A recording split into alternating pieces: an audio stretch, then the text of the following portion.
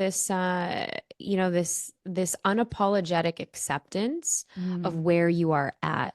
You are so, in this era, the stage and era of life, you're kind of like broken open. And if you haven't allowed yourself to feel, well, the mask is just kind of starting to melt off so that you can embrace your wholeness. You can embrace whoever you're stepping into, whoever you're becoming. And that takes bravery. It takes bravery. And I was just watching this, the other day with there's something that came onto my feed, but someone was embracing their silver locks and they weren't gonna wear makeup anymore. And I'm sure, some of you have probably seen that. I love wearing makeup and all of the things and all the girly things, but there is this whole sense of women stepping into this era of owning their silver gray locks and owning the fact that they're, going no filter, makeup free, and embracing the fact that we have, again, it's this era of wisdom, but it also takes some radical self-acceptance and some radical bold bravery to say, who am I becoming in this phase, unapologetically. And not, the thing is we're not judging ourselves for it and we're not judging anybody else for it, but this gets to be, I think that in and of itself is a sacred practice, to accept who you're becoming in the process. It's kind of like that, caterpillar that takes shape. And if we know the metamorphosis of a caterpillar, then it goes in and then it sheds its skin and then it starts to bloom and blossom, the butterfly, the wise, wisdom of the butterfly. I agree. Oh yeah, I agree. Like, yeah, that is what we're stepping We've into. got wings. We've got wings, everyone. It's so true.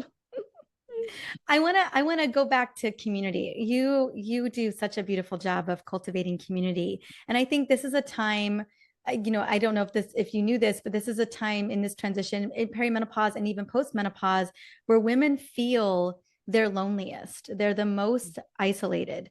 And I would love for you to speak into the why behind cultivating community for yourself, and what that has done for you, even as a mama, because your kids are still young. I mean, you know what I'm saying? You Three and still have, five. I was gonna say you have two under five or two at 2 5, and With you know what five. I'm saying? Yeah, Like five and basically two under. under five, yeah, exactly. And so you're still in it. And so talk to me a little bit about how, anchoring to community, what that has done for you, and how we can cultivate more of that. I know there's a lot of women listening to this right now who are feeling very alone in this journey. Yeah, and I think, it's no wonder the stats are out there that women feel lonely during, perimenopause, postmenopause. It's because we haven't allowed ourselves to share what's going on underneath the hood. Because we're just so used to saying, "Oh yeah, everything's fine, everything's great. Oh yeah, it's, everyone's in school or it's just it's so Surface. basic Yeah. and surface level conversations. Why? Because we're so afraid of what will people think if they know. Well, how do you know that Jenny across the street isn't going through the same thing, feeling the same things exactly as you? Because guess what? Chances are she probably is. And the fact that, we're either waiting to be invited to the thing, or we are afraid that either nobody's going to get us, we're afraid that if I invite somebody, if I extend something, I'm going to just get rejected. We are more afraid of rejection, guaranteed. And which is why we don't reach out, which is why, I mean, it's one of the reasons why when we look at, Instagram, Facebook, you see kind of people hanging out and you're like, wow, how come I don't have that? How come they didn't invite me? And then it perpetuates the loneliness. Well, I say go out and create that for yourself. Go out and create your soul support posse. I say, what's a soul support posse? Well, it's your SSP is that coven. It can be two people, one people, I would say no more than five or six, maybe. Some of you have more than that. But this is a select group of people that you trust, that they trust you, that you accept wholeheartedly, that you are cheering for their highest good, their greatest expansion. And if you're watching this and you're like, how do I even do that? I don't even know. I don't get it. I don't get what you're talking about. You got to go first. And here's what I mean by that. If you are looking for, you can just make a list of all of the criteria that you'd want in a friendship. And some people have never thought about this before. I mean, that's why And some maybe we people made call a me. list for a partner. Yeah, Maybe. they made a list for a partner years ago, 20, 30 years Mm-hmm. ago. They've Mm-hmm. never made a list of the kinds of friendships or girl friendships that they'd want to have. And that's so important to have that coven. And maybe it's, all right, I want somebody who's loyal. I want somebody that's funny. I want somebody that's that just listens, that's accepting, that's fun. Make That's your safe, that list. holds space, That that that I that can that be holds me. space. Yeah. Yeah. And then we ask, okay, well, what connections have I made or do I have in my day to day that I see that I could probably cultivate more of? And then you're like, oh yeah, okay, yeah, Susie from the school meetings. She's always so smiley at drop off or pickup. And yeah, we always say that we're gonna like get together, but we don't. So Mm-hmm. okay, that's your reason to say, hey, reach out. I would love for you to reach out to 1 to 2 people that you'd love to get to know. I implemented this when we moved to, Austin, Texas, 3 years ago. Actually, almost 4. And it was during, COVID time, and of course people weren't seeing each other, and we don't have our families are in different parts of the world. And so we're starting from scratch in this new city. We knew other people and other families that were moving, but it's not like they were our closest friends. We just knew them.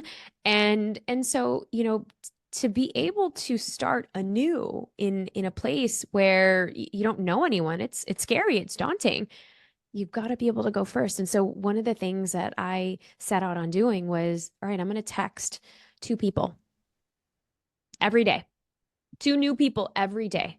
And I'm going to meet at least 1 or 2 of them for coffee, for a walk, for going around the block, have them come over, whatever. And I kid you not, our community, and this is just one of the hacks that we've been able to do because we want our kids to be surrounded by other like-minded people and other friends because that's what my parents did when I was growing up. And I know my husband's the same way. And culturally that's kind of ingrained in us, but we needed to do that for ourselves. And then, it starts small. So you probably will get rejected in the beginning. Number 1, don't be afraid of rejection. Number 2, don't stop reaching out. Because some people say, well, Neeta, I tried. And they didn't send me a text message back. Or I don't think they want to hang out. Or I don't know if they're probably not interested. Well, how many times did you send them a message? Well, just once or twice. And so then they give up. But if you were pursuing that guy or girl, you probably weren't going to give up that fast. We have to be able to then seek out some of those other areas. Okay, do you like to go to yoga? Well, go to that yoga studio. Hang out. See, can you volunteer at the school place?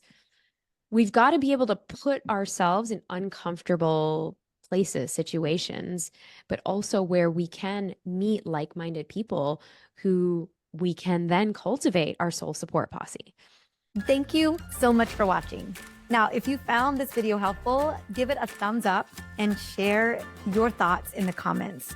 And if you are ready to learn more about perimenopause and how to navigate with a lot of ease and grace, be sure to subscribe to this channel so that you can join our community.